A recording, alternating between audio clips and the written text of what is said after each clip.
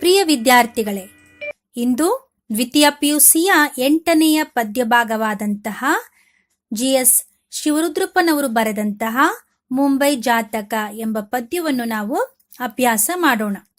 ಇಲ್ಲಿ ನೋಡಿ, ರಾಷ್ಟ್ರಕವಿ GS ಶಿವರುದ್ರಪ್ಪನವರು ಬರೆದಿರುವ ಈ ಮುಂಬೈ ಜಾತಕ ಎಂಬ ಕವಿತೆಯು ಕನ್ನಡದ ಶ್ರೇಷ್ಠ ಕವಿತೆಗಳಲ್ಲಿ ಒಂದು ಆಗಿದೆ.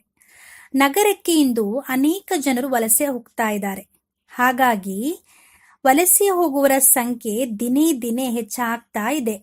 ಈ ರೀತಿ ವೃದ್ಧಿಸುತ್ತಿರುವ ಇಂದಿನ ದಿನಗಳಲ್ಲಿ ಈ ಕವಿತೆ ಹೆಚ್ಚು ಪ್ರಸ್ತುತವಾಗಿದೆ.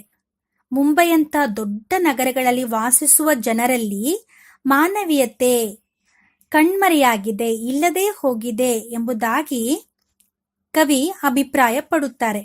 ಹಾಗಾಗಿ ಪ್ರಕೃತಿಯಿಂದ ದೂರವಾದಷ್ಟು ಮನುಷ್ಯ ಹೃದಯವಂತಿಕೆಯನ್ನು ಕಳೆದುಕೊಳ್ಳುತ್ತಾ ಇದ್ದಾನೆ ಎನ್ನುವಂಥದ್ದು ಈ ಒಂದು ಪದ್ಯದ ಮುಖ್ಯ ವಿಷಯ. ಹಾಗೆಯೇ ಪ್ರಸ್ತುತ ಕವಿತೆಯ ರಚನೆಯೂ ಕೂಡ ಸಾಮಾನ್ಯ ಕವಿತೆಯಂತೆ ಇರದೆ ಅರ್ಜಿ ನಮೂನೆಯ ರೀತಿಯಲ್ಲಿದೆ. ಗಮನಿಸ್ರಿ, ಅರ್ಜಿ ನಮೂನೆಯ ರೀತಿಯಲ್ಲಿದೆ.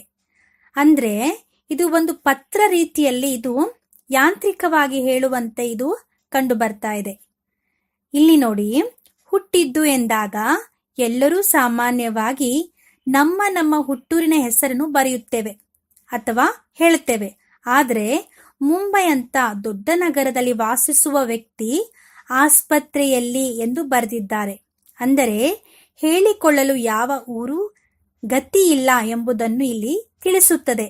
ಕವಿತೆ ಮುಂದುವರೆದಂತೆ ಬೆಳೆದದ್ದು ಎಂಬ 2ನೇ ಪ್ರಶ್ನೆ ಎದುರಾಗುತ್ತದೆ. ಅದಕ್ಕೆ ಸಿಗುವ ಉತ್ತರ ಗಮನಿಸಿ. ಮನೆ ಮಠ ಯಾವುದೂ ಇಲ್ಲದೆ bus, tram, car, taxi, electric ಟ್ರೈನುಗಳಲ್ಲಿ ಅಂತ ಹೇಳ್ತಾರೆ. ಇವೆಲ್ಲ ಮುಂಬೈ ನಗರದೊಳಗಿನ ಸಂಚಾರಿ ಸಾರಿಗೆಗಳಾಗಿವೆ. ಹಾಗಾಗಿ ಇದರೊಳಗೆ ಓಡಾಡುತ್ತಲೇ ಬೆಳೆದದ್ದು ಎಂದು ಇಲ್ಲಿನ ವ್ಯಕ್ತಿ ಉತ್ತರಿಸುತ್ತಾರೆ. ಅವನಿಗೊಂದು ಗುರುತು ಇಲ್ಲದ ಸಂದರ್ಭ ಎದುರಾಗ್ತಾ ಇದೆ. ಆತ ಕುಡಿದಿರುವುದು ಕೂಡ ಕಾಣದೇ ಇರುವಂತ ಎಮ್ಮೆಯ ಕೆಚ್ಚಲು ಕರೆದು ಕಳುಹಿಸಿದ ಬಾಟ್ಲಿಯ ಹಾಲು. ಎಮ್ಮೆಯನ್ನು ನೋಡಿಲ್ಲ, ಹಾಲನ್ನು ಕೂಡ ಕರೆಯುವ ಕೈಯನ್ನು ಕಾಣುವ ಸಂದರ್ಭವೇ ಎದುರಾಗಿಯೇ ಇಲ್ಲ ಅನ್ನುವಂಥದ್ದನ್ನ ಇಲ್ಲಿ ಕವಿ ಹೇಳ್ತಾರೆ. ಹಾಲಿನ ಜೊತೆಗೆ ಹೊಟ್ಟೆ ನೋವಾದಾಗ ಗ್ರೈಪ್ ಸಿರಪ್, ಶಕ್ತಿಗಾಗಿ ಹಾರ್ಲಿಕ್ಸ್ಗಳು, ತಾಯ ಎದೆ ಹಾಲನ್ನು ಕುಡಿದು ಬೆಳೆದೇ ಎನ್ನಲು ಧೈರ್ಯವಿಲ್ಲ. ಮಗುವಿನ ಬಾಲ್ಯದ ಪೋಷಣೆಯ, ಪ್ರೀತಿಯ, ಆಟ ಪಾಠಗಳ ಚಿತ್ರಣವೇ ಇಲ್ಲಿ ಇಲ್ಲ ಅನ್ನುವಂಥದ್ದನ್ನು ಕವಿ ಹೇಳ್ತಾರೆ. ಮಗು ಕಂಡಿರುವುದಾದ್ರೂ ಏನನ್ನು? ಚಂದಮಾಮ, ಹೂವು, ಗೊಂಬೆ ಯಾವುದೂ ಇಲ್ಲ. ಬದಲಿಗೆ ಮುಂಬೈ ನಗರದಲ್ಲಿ ಯಾವಾಗಲೂ ಕಾಣ್ತಾ ಇರುವುದು ಏನಂದ್ರೆ, ಬೆಳಗಿನಿಂದ ಸಂಜೆಯ ತನಕ ರಸ್ತೆಯಲ್ಲಿ ಸಂಚರಿಸುವ ವಾಹನಗಳು ಮಾತ್ರ ಅನ್ನುವಂಥದ್ದನ್ನು, ಯಾಂತ್ರಿಕಗೊಳ್ತಾ ಇರುವಂಥದ್ದನ್ನ, ಜೀವಿತದ ಬಗ್ಗೆ ಇಲ್ಲಿ ಹೇಳ್ತಾರೆ. ಇನ್ನು ಕಲಿತದ್ದು ಎಂಬುದಾಗಿ ನೋಡುವಾಗ ಕ್ಯೂ ನಿಲ್ಲು, ಫುಟುಪಾತಿನಲ್ಲೇ ಸಂಚರಿಸು, ರಸ್ತೆ ದಾಟುವಾಗ ಎಚ್ಚರ, ಓಡು, ಎಲ್ಲಿಯೂ ನಿಲ್ಲದಿರು, ಹೇಗೋ ಅವರಿವರ ತಳ್ಳಿ ಮುನ್ನುಗ್ಗು, ಎಲ್ಲಾದರೂ ಸರಿಯೇ, ಬೇರೂರು, ಹೀರು ಎಂಬುದಾಗಿ ನಾವು ನೋಡ್ತೇವೆ. ಇದರ ಒಂದು ಅರ್ಥವನ್ನು ನಾವು ನೋಡ್ತಾ ಹೋದ ಹಾಗೆ ಮಗುವಾಗಿರುವಾಗ ಕಲಿತದ್ದೇನು ಎಂಬುದಾಗಿ ಕವಿ ವಿಚಾರ ಮಾಡುವಾಗ, ಇನ್ನು ಮುಂದೆ ನೋಡ್ತಾ ಹೋದ ಹಾಗೆ ಗೆಳೆಯರೊಂದಿಗೆ ಗೆಳತಿಯರೊಂದಿಗೆ ಒಡನಾಟ ಇಲ್ಲಿ ಇಲ್ಲ, ಆಟ ಪಾಠ ಯಾವುದೂ ಇಲ್ಲ. ದಿನನಿತ್ಯ ಒಂದಲ್ಲ ಒಂದು ಕಾರ್ಯಕ್ಕಾಗಿ ಕ್ಯೂ ನಿಲ್ಲುವುದು, ಅಷ್ಟು ಜನಸಂದಣಿ, ಪಾದಚಾರಿಗಳು ಸಂಚರಿಸಬೇಕಾದಂತ ಸ್ಥಳದಲ್ಲಿಯೇ ಅವರು ಓಡಾಡಬೇಕು. ಅವರಿವರನ್ನು ತಳ್ಳಿಯಾದರೂ ಸರಿಯೇ ತನ್ನ ಅಸ್ತಿತ್ವವನ್ನು ಕಾಪಾಡಿಕೊಳ್ಬೇಕು ಅನ್ನುವಂತ ಛಲ ಬೇರೆ.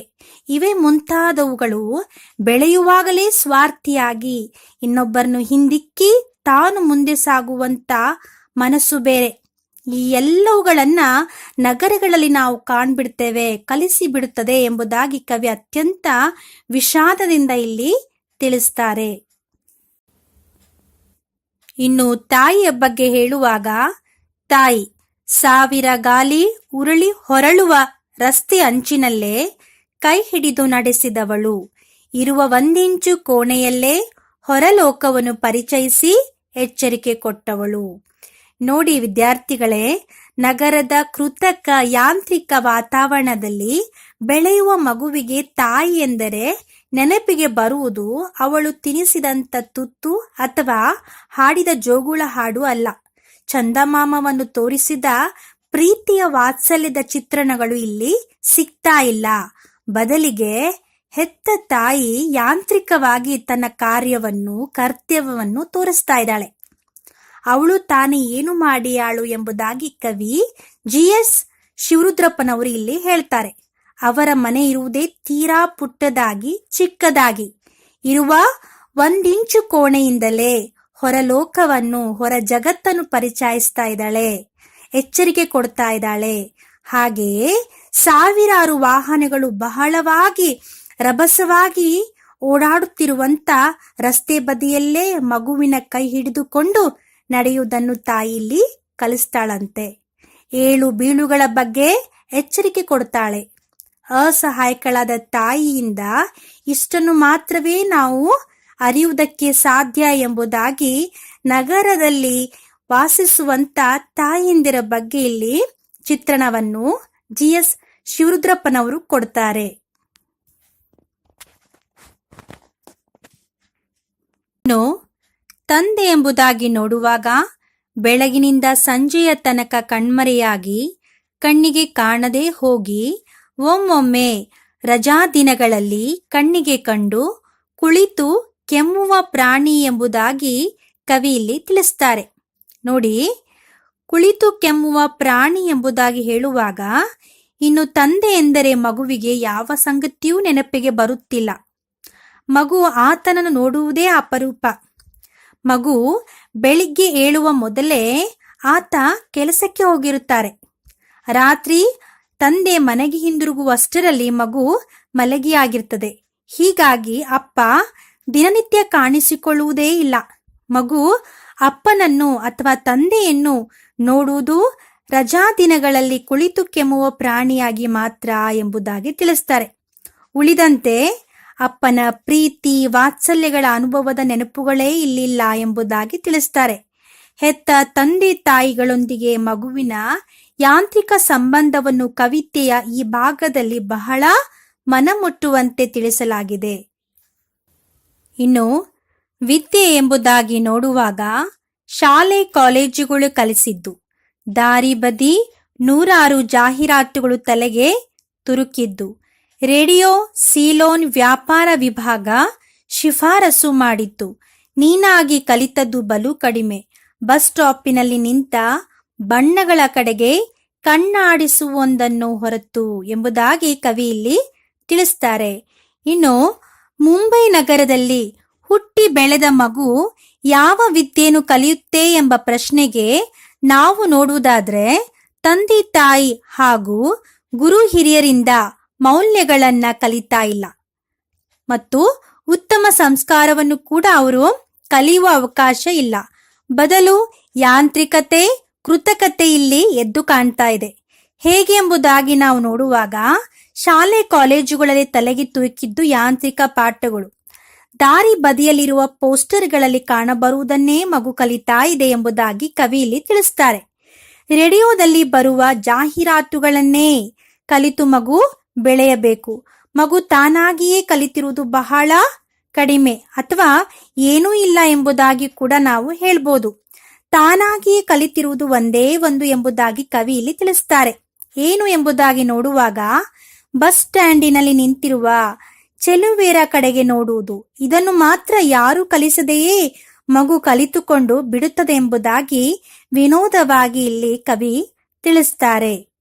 ಇನ್ನು ಕವಿತೆಯ ಕೊನೆಯ ಭಾಗದಲ್ಲಿ ಕವಿ ಜೀವನದ ಬಗ್ಗೆ ಹೇಳುವಂತೆ, ಈ ಲಕ್ಷ ದಾರಿಗಳ ಚದುರಂಗದಾಟದಲ್ಲಿ 100 ಬೆಳಕಿನ ಕೆಳಗೆ ಯಾರದೋ ಕೈಗೊಂಬೆಯಾಗಿ ಮುಂದುವರಿಯುವುದು, ಏಳುವುದು, ಬಟ್ಟೆಯಲ್ಲಿ ಮೈತುರುಕಿ ಓಡುವುದು, ರೈಲನ್ನೋ ಬಸ್ಸನ್ನೋ ಹಿಡಿಯುವುದು, ಸಾಯಂಕಾಲ ಸೋತು ಸುಸ್ತಾಗಿ ರೆಪ್ಪೆಯ ಮೇಲೆ 10 ಮಣ ಆಯಾಸವನ್ನು ಹೊತ್ತು 11 ಗಂಟೆ ಹೊಡೆವಾಗ ಮನೆಯಲ್ಲಿ ಕಾದು ಕಾದು ತೂಕಡಿಸಿ ಮಂಕಾದ ಮಡದಿಯನ್ನು ಎಚ್ಚರಿಸುವುದು. ತಣ್ಣಗೆ ಕೊರೆವ ಕೂಳುಂಡು ಬಾಡಿಗೆ ಮನೆಯ ನೆರಳಿನ ಕೆಳಗೆ ಮತ್ತೆ 1000 ಗಾಲಿ ಉಜ್ಜುವ ಕನಸು ಬಂಡಿಯ ಕೆಳಗೆ ಹಾಸುಗಂಬಿಯ ಹಾಗೆ ತತ್ತರಿಸುತ್ತಾ ಮಲಗುವುದು ಎಂಬುದಾಗಿ ಇಲ್ಲಿ ತಿಳಿಸ್ತಾರೆ.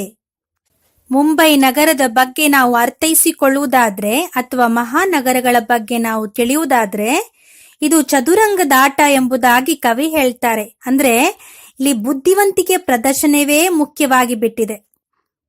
ಇಲ್ಲಿ ಜೀವನದ ಮುಖ್ಯ ಗುರಿ ಪ್ರದರ್ಶಿಸುವಂತದಾಗಿದೆ ಎಂಬುದಾಗಿ ಹೇಳ್ತಾರೆ. ಇಲ್ಲಿ ಯಾರದೂ ಕೈಗೊಂಬೆಯಾಗಿ ಆಳಾಗಿ ಜೀವಿಸಬೇಕು. ಬೆಳಿಗ್ಗೆ ಎದ್ದರೆ ಮೈಗೆ ಬಟ್ಟೆಯನ್ನು ನಿಧಾನಕ್ಕೆ ಹಾಕಿಕೊಳ್ಳಲು ಕೂಡ ಇಲ್ಲಿ ಪುರುಸೊತ್ತಿಲ್ಲ, ಸಮಯವಿಲ್ಲದಂತ ಪರಿಸ್ಥಿತಿ ಒದಗಿದೆ. ಬಟ್ಟೆಗೆ ಮೈಯನ್ನು ತುರುಕಿ ಓಡುವುದು ಎಂಬುದಾಗಿ ಕವಿ ಇಲ್ಲಿ ತಿಳಿಸ್ತಾರೆ. ಎದ್ದೊಡನೆ ರೈಲನ್ನೋ ಬಸ್ಸನ್ನೋ ಹಿಡಿದು ಕೆಲಸಕ್ಕೆ ಓಡಬೇಕು. ಒಂದು ಮೂಲೆಯಿಂದ ಇನ್ನೊಂದು ಮೂಲೆಗೆ ವಾಹನದ ದಟ್ಟಣೆಯ ಸಂಚಾರದಲ್ಲಿ ಸಮಯಕ್ಕೆ ಸರಿಯಾಗಿ ತಲುಪುವುದೇ ಕಷ್ಟದ ಕೆಲಸ. ನಿಧಾನವಾಗಿ ಬಟ್ಟೆ ಹಾಕಿಕೊಳ್ಳುವ ವ್ಯವಧಾನವಿಲ್ಲ. ಅಲ್ಲದೆ ಮೈಗೆ ಬಟ್ಟೆ ಹಾಕುವ ಬದಲು ಮೈಯನ್ನೇ ಬಟ್ಟೆಯಲ್ಲಿ ತುರುಕಿ ಓಡುವುದು ಎಂಬುದಾಗಿ ಕವಿ ಹೇಳ್ತಾರೆ. ಇದು ಅತ್ಯಂತ ವ್ಯಂಗ್ಯದ ಮಾತಾಗಿದೆ. ಸ್ವಂತಕ್ಕೆ ಯೋಚಿಸಲು ಸಮಯವಿಲ್ಲದ ನಗರದ ಜೀವನ ನಮಗೆ ಬೇಕಾ ಎಂಬುದಾಗಿ ನಮಗೆ ಪ್ರಶ್ನೆ ಕೇಳುವಂತೆ ಇದು ಇದೆ. ಇನ್ನು ಕೆಲಸ ಮುಗಿದ ಮೇಲೆ ಆಯಾಸದಿಂದ ಮತ್ತೆ ಮನೆ ಸೇರುವಷ್ಟರಲ್ಲಿ ರಾತ್ರಿ 11 ಗಂಟೆ ಆಗಿರ್ತದೆ. ಯಾರೊಡನೆಯೂ ಸ್ನೇಹದಿಂದ ಪ್ರೀತಿಯಿಂದ ಮಾತಾಡ್ಲಿಕ್ಕೆ ಸಮಯವಿಲ್ಲ. ಮನೆಗೆ ಬಂದು ಕಾದು ಕಾದು ತೂಕಡಿಸಿ ಮಲಗಿದ ಹೆಂಡತಿಯನ್ನು ಮಡದಿಯನ್ನು ಎಚ್ಚರಿಸಿ ಆಕೆ ಬಡಿಸಿದ ತಂಗಳನ್ನ ಅಂದ್ರೆ ತಂಪಾದ ಅನ್ನವನ್ನ, ಆರಿ ಹೋದ ಅನ್ನವನ್ನು ಊಟ ಮಾಡಿ ಬಾಡಿಗೆಯ ಮನೆಯ ಕೆಳಗೆ ಮಲಗುವುದು ಎಂಬುದಾಗಿ ಹೇಳ್ತಾರೆ. ಮಾಮೂಲಿ ದಿನಚರಿಯನ್ನು ನೆನೆದು ನಾಳೆಯ ದಿನದ ಕಾರ್ಯವನ್ನು ಕುರಿತು ತತ್ತರಿಸುತ್ತಾ ಮಲಗುವುದು ಎಂಬುದಾಗಿ ಕೂಡ ಇಲ್ಲಿ ಕವಿ ಹೇಳ್ತಾರೆ. ಇದಿಷ್ಟೇ ಬದುಕಾಗಿದೆ. ಮನರಂಜನೆಗಾಗಲಿ ಮಡದಿ ಮಕ್ಕಳೊಂದಿಗೆ ಪ್ರೀತಿಯಿಂದ ಮಾತಾಡುವ ಅಥವಾ ಕಾಲ ಕಳೆಯಲಾಗಲಿ ಇಲ್ಲಿ ಸಮಯವೇ ಇಲ್ಲ ಎಂಬುದಾಗಿ ಕವಿ ವಿಷಾದವನ್ನ ವ್ಯಕ್ತಪಡಿಸ್ತಾರೆ. ಇದು ಕೇವಲ ಮುಂಬೈ ನಗರದ ಒಂದು ದಿನಚರಿ ಅಲ್ಲ, ಇದು ಎಲ್ಲಾ ಮಹಾನಗರಗಳ ಹಣೆಬರವೂ ಇಷ್ಟೇ ಎಂಬುದಾಗಿ ಕವಿ ಹೇಳ್ತಾರೆ. ಹಾಗೆ ಇಂಥ ಜೀವನ ನಮಗೆ ಬೇಕೇ ಎಂಬುದಾಗಿ ಮುಂಬೈ ಜಾತಕವನ್ನೇ ಇಲ್ಲಿ ಕವಿ GS ಶಿವರುದ್ರಪ್ಪನವರು ಬರೆದಿದ್ದಾರೆ. ಇಲ್ಲಿ ಮುಂಬೈ ನೆಪ ಮಾತ್ರವಾಗಿದೆ.